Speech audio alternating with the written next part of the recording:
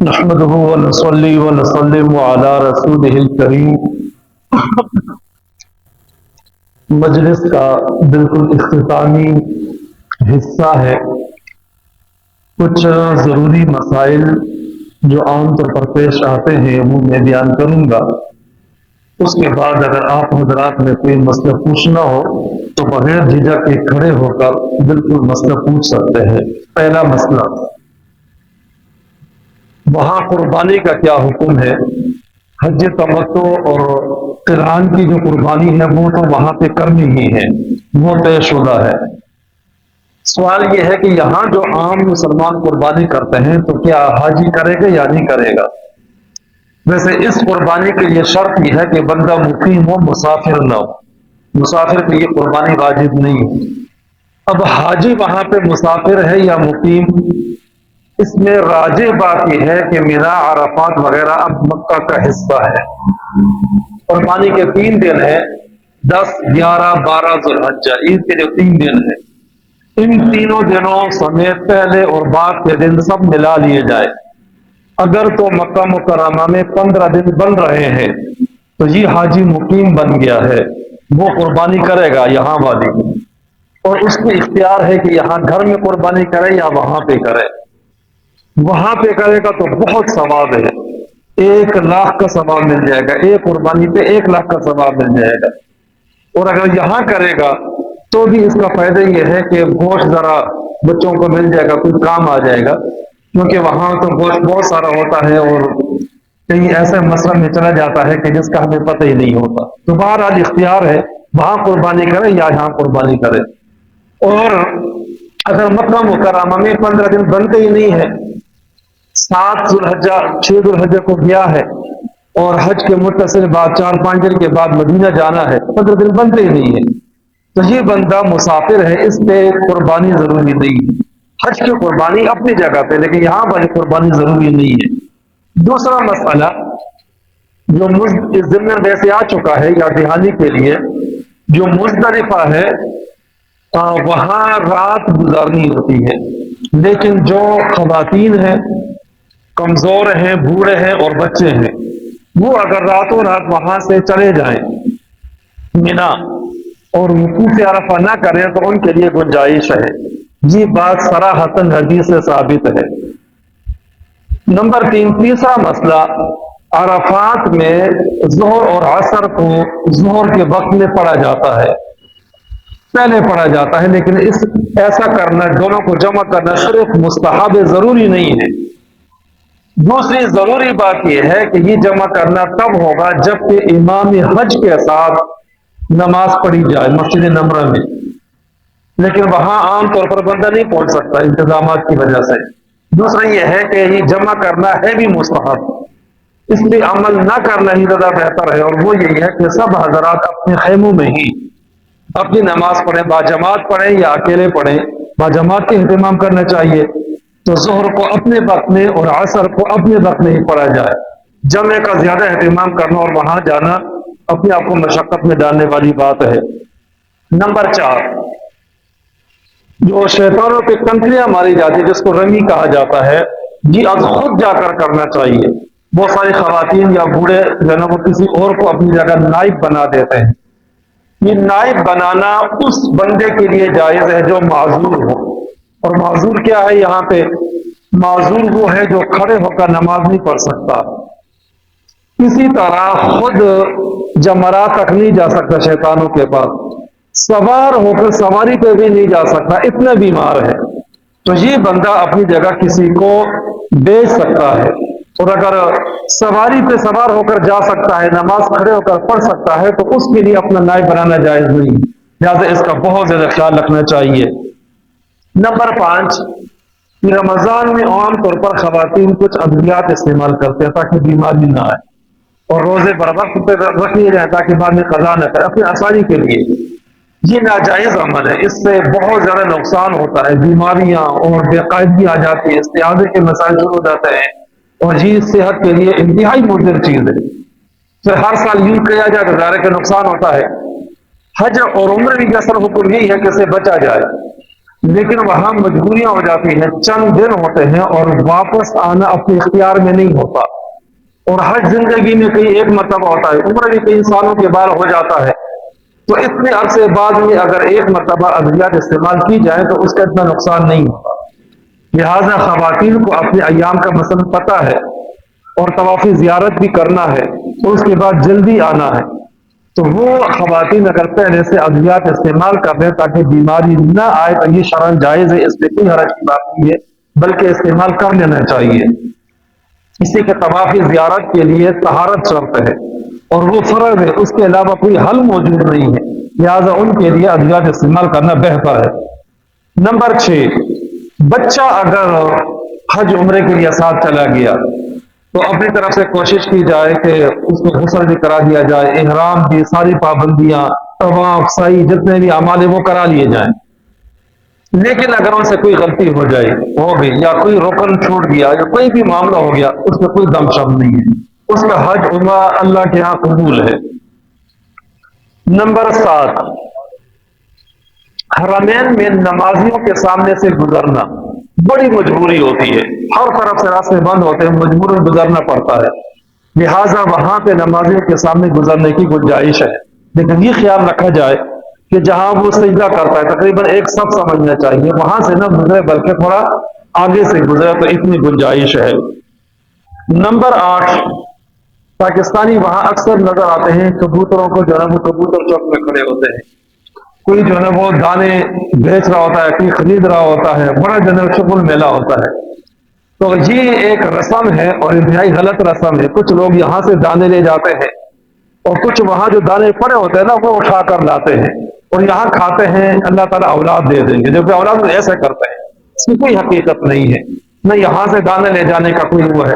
ویسے اللہ کی مخلوق یقین اگر کوئی دانے اس کو کھلا بھی دے، منع بھی نہیں ہے، لیکن اس کو رسم بنا لینا، طریقہ بنا لینا، لازمی طور پر اتنا کرنا، یہ بالکل ٹھیک نہیں ہے، اس سے بچنے کا اہتمام ضروری ہے۔ نمبر 9، جو بھی طواف ہو اس طواف کے بعد نفلی ہو یا جو بھی ہو 2 رکعت نفل پڑھنا واجب اور ضروری ہے، اور یہ بات ذہن میں رہے کہ یہ جو طواف وداع آخر میں کرنا ہوتا ہے واپسی پہ، تو ویسے عمرے میں یہ نہیں ہے، صرف حج میں ہوتا ہے، آخر میں ہی کرنا چاہیے، لیکن اگر موقع نہ ملا، درمیان میں کوئی بھی نفلی طواف کیا ہو تو اس کے قائم مقام ہو جاتا ہے اور واجب ادا ہو جاتا ہے۔ نمبر 10، احرام کی حالت میں بال وغیرہ کاٹنا منع ہے، اپنے بھی دوسرے کے بھی، لیکن یہ اس وقت ہے جب کہ حج عمرہ کے اعمال پورے نہ ہوئے ہوں۔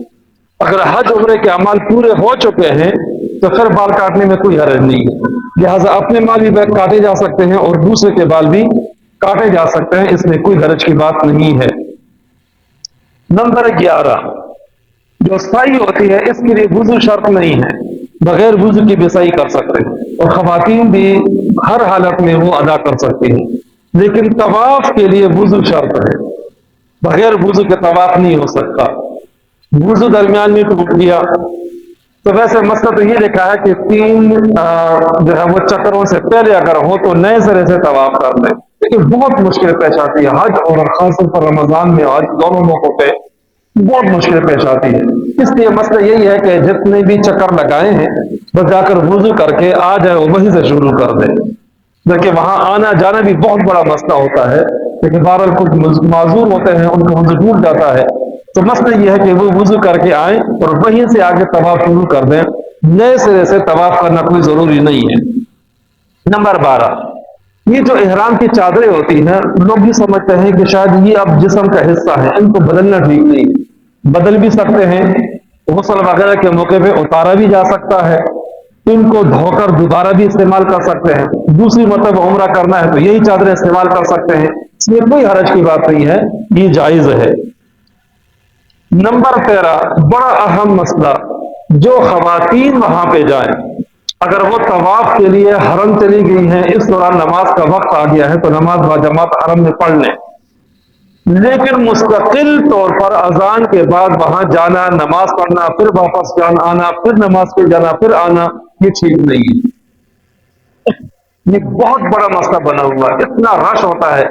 ایک تو یہ فیملی ویزے شروع ہوئے ہیں تو خواتین حج عمرے میں یا خاص طور پر عمرے میں خواتین کی تعداد تعداد جو مردوں سے زیادہ ہو چکی ہے ہر جگہ، وہاں پر بھی اب ان کی تعداد زیادہ ہو چکی ہے، ہر جگہ وہی کھڑی ہوتی ہے۔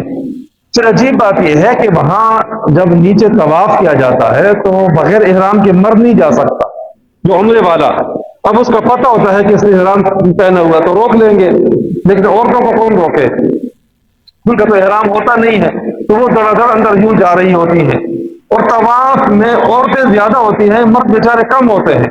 بہت بڑا مسئلہ ہوتا ہے بندہ پھنس جاتا ہے درمیان میں کہ یہ ہم کہاں آ گئے ہیں۔ تو یہ خواتین کا بہت بڑا مسئلہ ہر جگہ وہاں پہ پہنچی ہوئی ہوتی ہے۔ شرعی مسئلہ یہ ہے کہ وہ مستقل نماز پڑھنے کے لیے حرم میں نہیں جائیں گی، ان کا اپنے کمرے میں ہی نماز پڑھنا افضل ہے۔ باقی رہے یہ بات کہ وہاں جا کر نماز پڑھیں گے ثواب زیادہ ملے گا، 1,00,000 اس کا ثواب ملتا ہے، تو وہ جو حدیث میں آتا ہے کہ ایک نماز پہ 1,00,000 کا ثواب ہے، یہ صرف وہاں مسجد حرام کی بات نہیں ہوئی ہے، یہ پورے حرم کی بات ہو رہی ہے، پورے حرم کی بات ہو رہی ہے۔ حرم بہت بڑا ہے، جب جدہ سے جاتے ہیں تو راستے میں بدایت الحرم لکھا ہوا ہے، تھوڑا سا آگے جا کر اتنا بڑا علاقہ ہے، اس پورے حرم میں کہیں بھی نماز پڑھی جائے تو 1,00,000 کا ثواب ملتا ہے۔ تو خواتین کو تو گھر میں وہاں کمرے میں پورا ثواب ملتا ہے، تو پھر کیا ضرورت ہے باہر جا کر پاسے مارنے کی؟ یہ حقیقت ہے، یہ کتنی جگہ ہوتی ہیں، ہر طرف راستوں میں جگہ کھڑی ہوتی ہیں، تو یہ طریقہ عمل طریقہ کار صحیح نہیں ہے۔ ان کو چاہیے کہ وہ اپنے کمروں میں ہی نماز پڑھیں، بالاتفاق یہ افضل عمل ہے۔ اس کو چھوڑ کر وہاں پہ ہر نماز میں آ رہی ہیں جا رہی ہیں، بہت رش ہو جاتا ہے، تو یہ طریقہ کار صحیح نہیں ہے۔ نمبر 14، یہ مسئلہ آ گیا تھا ضمناً، خواتین کے احرام کا یہ مطلب نہیں ہے کہ چہرہ بالکل کھلا رہے۔ خواتین یہ سمجھتی ہیں وہاں پہ، چنانچہ خاص طور پر ہماری جو پاکستانی ہیں، ان کو پتہ نہیں یہ مسئلہ کہاں سے بتایا جاتا ہے، یہ سمجھتی ہیں کہ وہاں پہ یہ پاک جگہ ہے، پردے کی ضرورت ہی نہیں ہے، باقیوں کا پردہ ہوتا ہے، لیکن یہاں کی جو ہوتے ہیں ان کا پردے کی ضرورت نہیں، کاٹن پایا ہوا ہوتا ہے، بڑے جو لوگ اس طرف وہ آ جا رہی ہیں، کوئی پردے ہی نہیں ہے، خاص طور پر دیہات کی گئی ہوئی ہوتی ہیں۔ یہ کس نے کہا کہ پردہ نہیں ہے؟ یہاں پہ پردہ بھی کرنا ہے اور چہرے پہ کپڑا نہیں لگانا، یہ جو ہے نا وہ احرام کی پابندی ہے۔ یہ نہیں ہے کہ چہرہ ہر وقت کھلا رہے گا۔ میں نے حدیث سنائی ہے، حضرت عائشہ فرماتی ہے کہ ہم جب احرام کی حالت میں ہوتی، کوئی مرد سامنے نہ ہوتے تو ہمارا چہرہ کھلا ہوتا تھا، لیکن جب مرد سامنے آتے تھے، قافلے سامنے آتے تھے، تو ہم وہ پردہ اپنے چہرے پہ یوں لٹکا دیا کرتے تھے اور چہرے سے یوں بچاتے تھے اس پردے کے ساتھ، وہ پردہ چہرے کو نہیں لگنا چاہیے۔ تو خواتین نے پردہ بھی کرنا ہے، اور پردہ بھی اس طرح کرنا ہے کہ وہ جو پردہ ہے وہ چہرے پہ لگے نہیں، اس کو آگے کر کے رکھے، لیکن بے پردگی وہاں پہ جائز نہیں ہے۔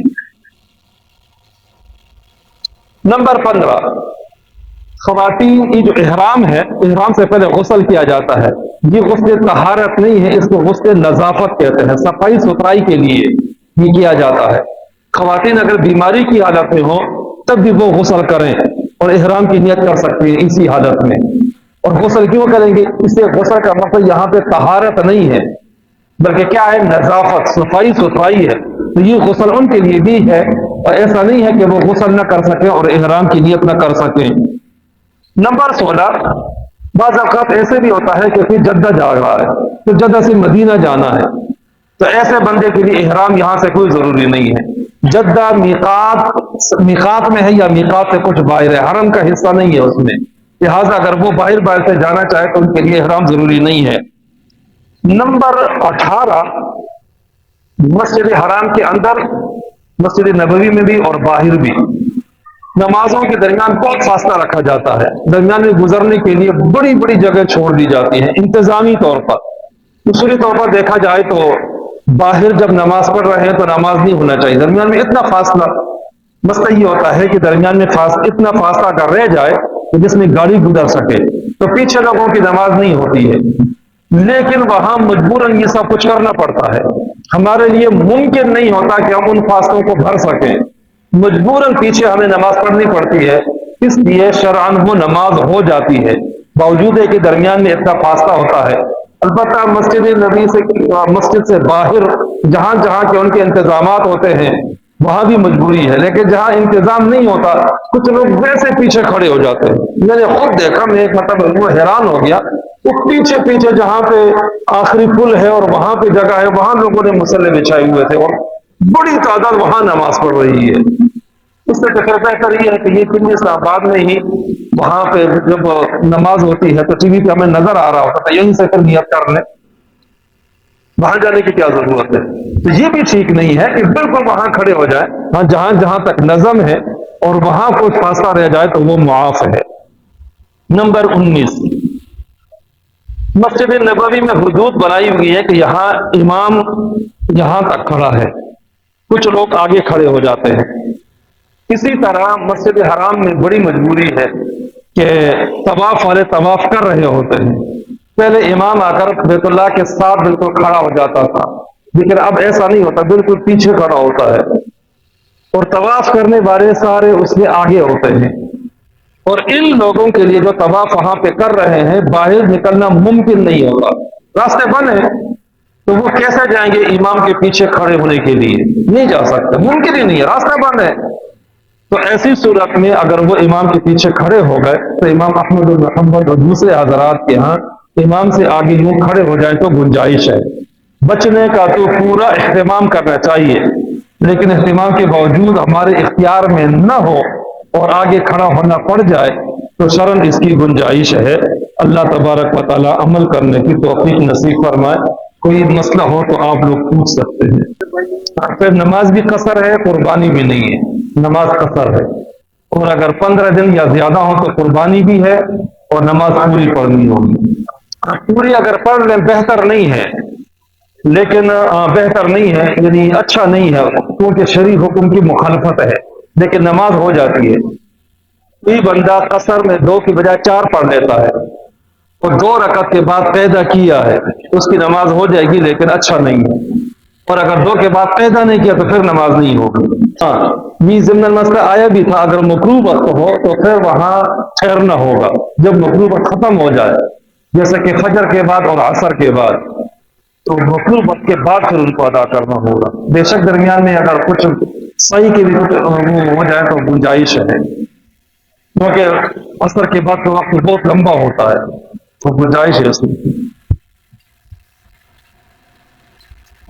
اللہ تبارک و تعالی ہم سب کو عمل کرنے کی توفیق نصیب فرمائے۔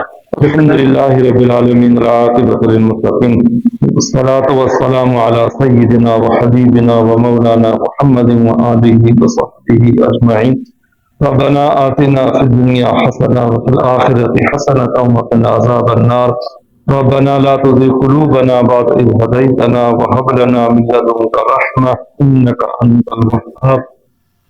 یا اللہ، یا رحمان، یا رحیم، ہم سب کے صغیرہ کبیرہ گناہوں کو معاف فرما، چھوٹے بڑے گناہوں سے درگزر فرما، حمدن غفرتن سہون سرزد ہونے والے سب گناہوں کو معاف فرما۔ یا اللہ، جتنے احباب حج کے لیے تشریف لے جا رہے ہیں، مرد ہیں خواتین ہیں، خاص طور پر وہ مرد اور خواتین جو یہاں پہ شریک ہیں، کہ اللہ ان کے لیے آسانیاں فرما، ان کے لیے راحت نصیب فرما، ان کو قرآن و سنت کے مطابق، شریعت کے مطابق حج اور عمرہ کرنے کی توفیق نصیب فرما، قدم بقدم ان کی نصرت فرما، آسانیاں فرما۔ اے اللہ، ان کی دعاؤں کو قبول فرما، عبادات کو قبول فرما۔ اے اللہ، پوری دنیا میں جہاں سے بھی حاجی حضرات جو وہاں جمع ہو رہے ہیں، اے اللہ سب کی عبادات کو اپنے دربار میں مقبول و منظور فرما۔ اے اللہ، جن حضرات نے اس اجتماع کا اہتمام کیا ہے، کاوشیں کی ہیں، کوششیں کی ہیں، اے اللہ ان سب کی کاوشوں اور کوششوں کو اپنے دربار میں مقبول و منظور فرما۔ اے اللہ، ہمارے ملک کی حالات کو درست فرما، ہمارے ملک کو امن آشتی کا گہوارہ بنا۔ ہمیں معاشی مشکلات کا سامنا ہے، اے اللہ ہمارے معاشی مشکلات کو دور فرما۔ ربنا تقبل منا انك انت السميع العليم وتب علينا انك انت التواب الرحيم۔ وصلى الله تعالى على خير خلقه محمد وآله وصحبه